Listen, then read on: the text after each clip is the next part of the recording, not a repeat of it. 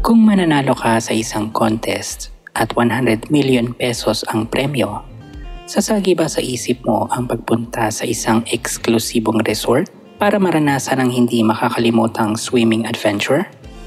Kung ang sagot mo ay oo, sakto. Dahil pag-uusapan natin ngayon ang mga natatangi at mamahaling resort sa mundo.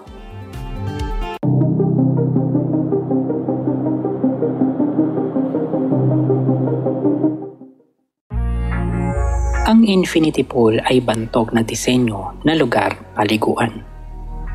Marami kang makikitang ganito kung saan-saan. Subalit isa sa mga natatangi ay ang infinity pool na matatagpuan sa bansang Switzerland.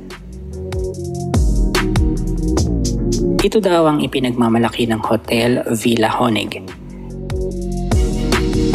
Isa itong 5-star hotel sa naturang bansa. Malamig sa lugar na ito, kaya pagpasok mo sa nasabing hotel ay bibigyan kanila ng nararapat na kasuotan para maging maayos ang iyong pakiramdam. Napakainam ng infinity pool sa naturang hotel dahil mainit-init ang tubig. Kaya sabi nila ay talagang ma-enjoy mo ang paglangoy kahit malamig ang kapaligiran. Sa bansang Amerika ay talaga namang napakalamig tuwing sasapit ang winter season. Subalit may mga states din dito na nakakaranas ng sobrang init pagsasapit ang summer season. Isa dito ay ang Houston, Texas. Dahil nga sa kainitan ng panahon, masisiyahan ka ng todo kung ikaw ay magtutungo sa Market Square Tower. Ang building ng hotel ay may swimming pool sa taas nito. Hahanga ka sa disenyo ng swimming pool dito dahil meron silang tinatawag na sky pool.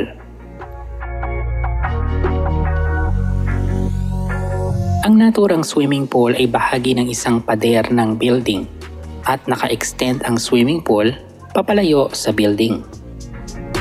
Ang nakausling parte ng swimming pool ay yari sa makapal na glass na transparent at sa ibaba ay makikita mo ang kapaligiran ng lapag ng gusali. Kapag naglakad ka sa parting ito, ay mararamdaman mong para kang nakalutang sa ere.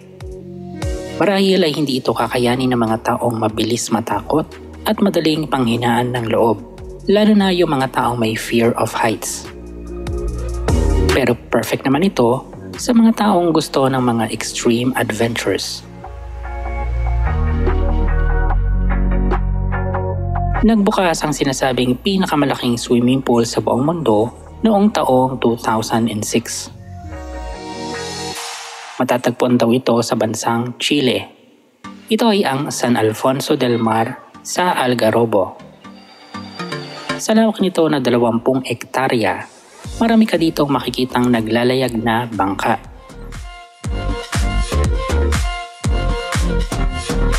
Tunay na kakaiba ang experience sa lugar na ito.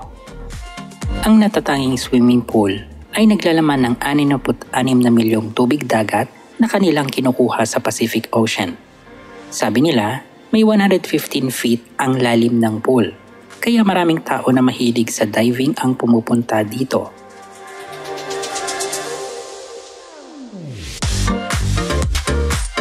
Sa mga 5-star hotels, kadalasan ay makakakita ka ng mga kakaibang bagay. Isa na dito ay ang dinarayo ng mga tao na aquarium pool. Ang sikat na destinasyon ay nasa bandol na isang villa ng bansang France. Napakaganda ng resort dito na ang nagdisenyo ay si Rudy Ricciotti at sinimula nila ang proyekto noong 2002. Tinatawag ang resort na ito na Villa on the Rocks. Naisip nila ang naturang pangalan dahil ang swimming pool ay nasa itaas ng bundok. Kapag ikaw ay nasa loob ng bahay, makikita mo ang mga taong lumalangoy sa labas. Ang dingding ng pool ay makapal na salamin na siya ring dingding ng bahay. Ang swimming pool dito ay may lalim na 3 to 6 feet at ang haba ng pool ay 91 feet.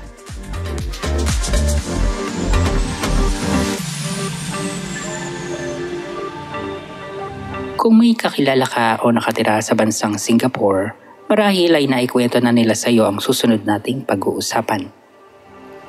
Sa Marina Bay Sands ay may sikat na swimming pool na patuloy na pinupuntahan ng mga dayuhan sa Singapore. Isa itong sikat na hotel sa naturang bansa.